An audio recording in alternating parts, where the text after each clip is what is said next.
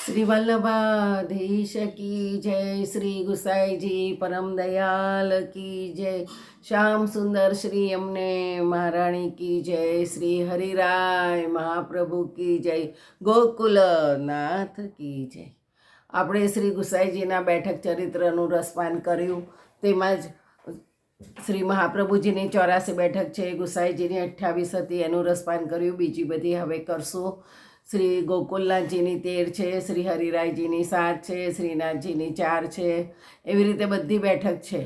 આ બેઠક એટલે કે જ્યાં જ્યાં આપનું અલૌકિક ચરિત્ર દેખાય, જ્યાં જ્યાં આપે શ્રી ભાગવતનું પારાયણ કર્યું, ત્યાં ત્યાં આપની બેઠક પ્રસિદ્ધ થઈ છે. ગોકુલનાથજીની 13 બેઠક છે. તેમાં પહેલી બેઠક શ્રી ગોકુળમાં છે. શ્રી ગોકુલનાથજીની બેઠક શ્રીમદ ગોકુળમાં ગોકુલનાથજીના મંદિરમાં છે. ત્યાં બિરાજા. એક સમયે ગોકુલનાથજી શ્રી ગુસાઈજી પાસે પધાર્યા અને પુષ્ટિમાર્ગનો સિદ્ધાંત આપને પૂછ્યો. ત્યારે ગુસાઈજીએ પુષ્ટિમાર્ગનો સિદ્ધાંત કહ્યો. તેને સાંભળી ગોકુલનાથજી પોતાની બેઠકમાં પધાર્યા. પુષ્ટિમાર્ગના સિદ્ધાંતનો વિચાર કરી રહ્યા હતા. એ સમયે કલ્યાણ ભટ્ટ આવીને સાષ્ટાંગ દંડવત કર્યા.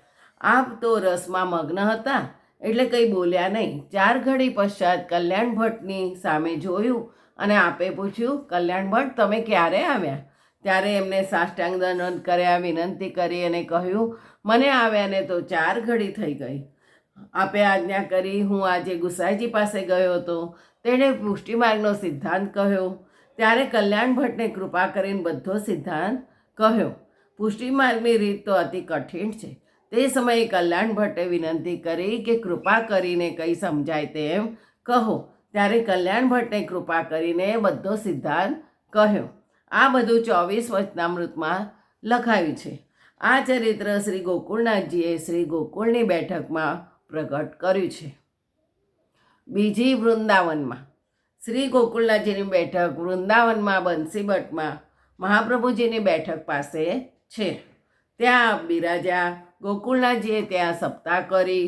ત્યાં હરિવંશ પ્રભૃતિ બધા સંત મહંત સપ્તાહ સાંભળવા આવતા હતા. ત્યાં અનિર્વચનીય સુખ થયું. ત્યાં તત્પશ્ચાત આપે વલ્લભાષ્ટકની ટીકા પણ ત્યાં કરી. તે સમયે કલ્યાણ ભટ્ટ આદિ ભગવતીએ સાથે હતા. તેમને અલૌકિક આનંદ થયો. આ ચરિત્ર શ્રી ગોકુળનાથજીએ શ્રી વૃંદાવનની બેઠકમાં પ્રગટ કર્યું. ત્રીજી રાધાકૃષ્ણ કુંડની બેઠક. શ્રી ગોકુળનાથજીની બેઠક રાધાકૃષ્ણ કુંડ ઉપર ગુસાઈજીની બેઠક પાસે છે. ત્યાં શ્રી ગોકુળનાથજી પધાર્યા. શ્રી રાધાકૃષ્ણ કુંડમાં સ્નાન કરી બિરાજ્યા. કલ્યાણ ભટ્ટને તે સમયે આજ્ઞા કરી, અહીં સ્વામિનીજી સહિત ઠાકોરજી નિત્ય રમણ કરે છે. અહીં સ્વામિનીજીનો રત્નજડિત મહેલ છે, એટલે અહીં સપ્તાહ કરીશું. પછી આપે સપ્તાહ કરી. મહાઅલૌકિક આનંદ થયો. આ ચરિત્ર શ્રી રાધાકૃષ્ણ કુંડની બેઠકમાં પ્રગટ કર્યું છે. ચોથી શ્રી ચંદ્ર સરોવરની બેઠક.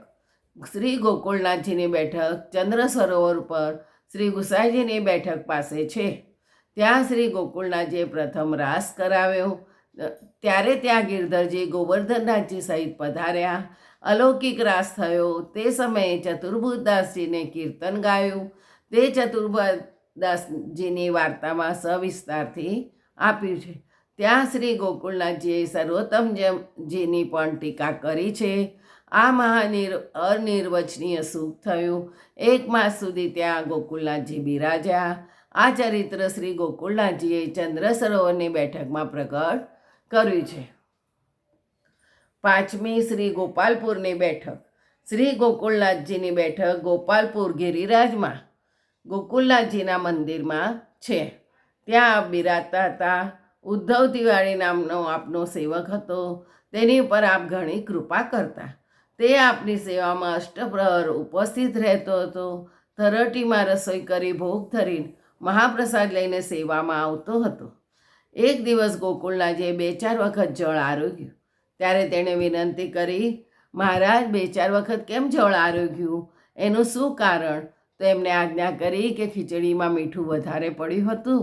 તેણે વિનંતી કરી, રાજ, મીઠું ઘણું પડ્યું તે સાચું છે.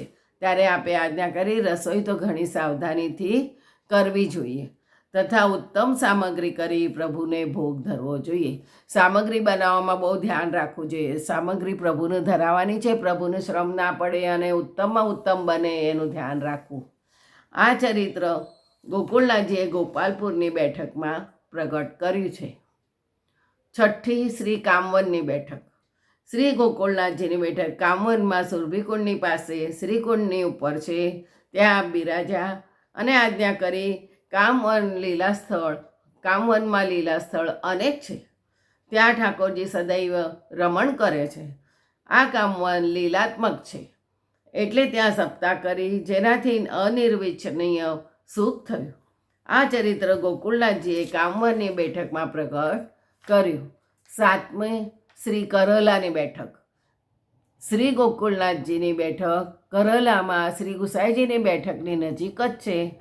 ત્યાં બિરાજા ત્યારે ત્યાં વેણુગીતની સુબોધિનીજીનો પ્રસંગ ચાલ્યો.